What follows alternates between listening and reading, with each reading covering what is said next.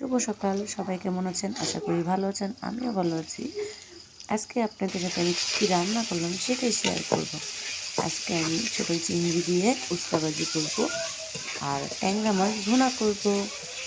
আমার ভিডিও যদি আপনাদের ভালো লাগে তাহলে লাইক, কমেন্ট, শেয়ার করে দেবেন, আমার পাশে থাকবেন। আল্লাহ হাফেজ।